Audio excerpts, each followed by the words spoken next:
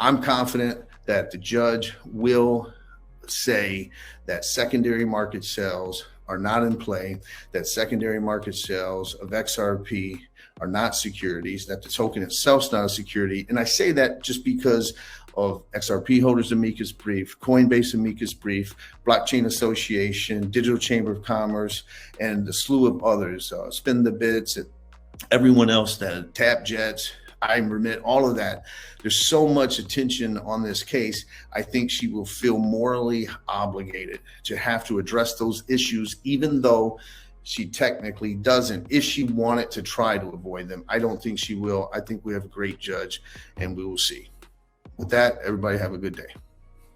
Here's an interesting tweet by Digital Asset Investor. He stated that PayPal was once known as X.com. Elon then later changed the domain name from X.com to PayPal. More importantly, his son is named XA12, which I might add is not an ordinary name. On top of that, there's no mention of PayPal Galactic since 2013, which is around the time that Ripple was founded. Now, is that a coincidence? Well, I don't think so. But before we get down to the nitty-gritty, let's roll that intro. As always, welcome back to Money Side, your favorite crypto channel. If you're new here, hit that subscribe button and turn on notifications so you get updates when we drop new videos. And don't forget, you can smash that like button and leave a comment or a question in the section below. We're at Fulton create a new company. So this is an ATM. What we're going to do is transform the traditional banking industry. I do not fit the picture of a banker. X.com, this is Julie. Raising $50 million is a matter of making a series of phone calls, and the money is there. I've sunk the great majority of my net worth into X.com, which is the new banking and mutual funds company on the internet that I've started. The big X. Exactly. X.com. I think X.com could absolutely be a multi-billion-dollar bonanza, because if you look at the industry that X is pursuing, it's the biggest sector of the world economy. Is that a McLaren F1? Yes. Oh my God. That's unbelievable. It's sort of like a series of poker games.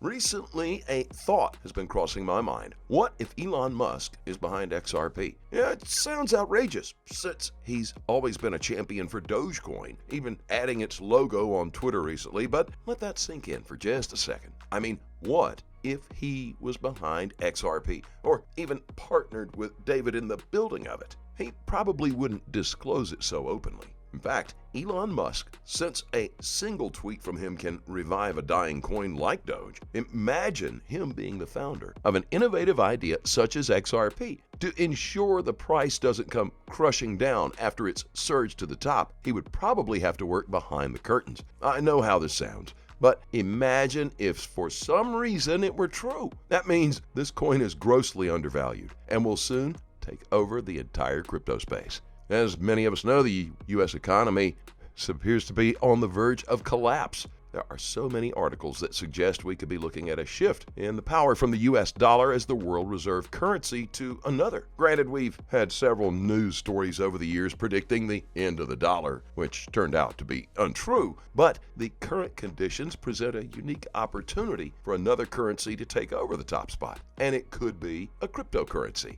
If you think about it, were it not for the SEC court case, XRP could have been the new king of crypto by now, judging by its progress before the lawsuit was filed. Additionally, we could have already witnessed the first CBDC, central bank digital currency, being launched. Unfortunately, that's not the case. But it doesn't mean XRP is given up. The coin is so resilient, and that's what makes it the perfect king of the crypto world. What's even more interesting, Flare, a coin launched on RippleNet, was recently listed on Coinbase, which goes to show there is still hope for XRP. Right now, XRP is trading about 50 cents, a half a dollar. And that could change in the coming days, in the next few days, in fact. If you were waiting for the perfect opportunity to invest in this coin, well, now is the time. Otherwise, any further delay, and you will miss your only chance to become a crypto millionaire. For those of you not familiar with Ripple sells a set of technologies to banks and other financial institutions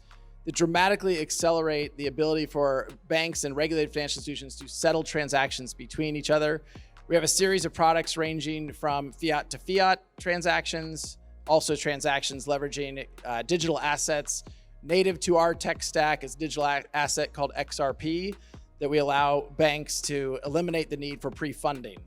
I should point out that from our point of view, the challenge that many different markets, certainly true in ASEAN as well, is how do we take transactions that today might take a wire transaction from Singapore to Bangkok, days to settle, and the expense would be quite high. How do we reduce the friction as measured by speed and time and transparency and dramatically improve that? By doing that, we think we can dramatically change a lot of different factors, some of which we will talk about today.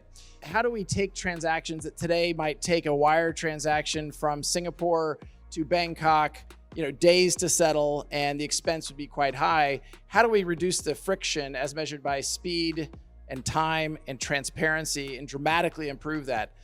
By doing that, we think we can dramatically change a lot of different factors, some of which we will talk about today. So a couple things that are unique about this format. I'm actually interviewing Ross and he's interviewing me. So we're both moderators. Also, we are going to leave time at the end for audience questions. So to the extent you have not used Pigeonhole, encourage you to try that out. And we'll put questions up on the screen that we'll take with the last 10 minutes or so. All right, so with that opening, Ross, tell us, what does fintech mean to the IMF and what is the IMF's interest in it? Thank you, Brad. First of all, I should say that the IMF is devoting a lot of attention to fintech and in particular blockchain. But we think that it's difficult to talk about blockchain without considering it in the light of the other new technologies that are forming part of the fintech debate. And we include a lot of different technologies in this space, in this concept, including, of course, the internet and cloud computing, distributed ledgers and blockchain, of course, and the crypto assets that are associated with them, big data and artificial intelligence, biometric data, application program interfaces, and of course, mobile phone technology. And, our 189 member countries, or many of them, are coming to the IMF for advice, given their interest in these issues, looking for guidance as to how to approach and unlock the potential of fintech, while at the same time putting in place regulation that guards against the risks. So right now, the IMF is doing a lot of work in this space, and it consists of several different initiatives. First of all, we have a very active program of research and publication. We've published major studies on what were then called virtual currencies, aka crypto assets, and on the potential impact of fintech on the cross-border payments market.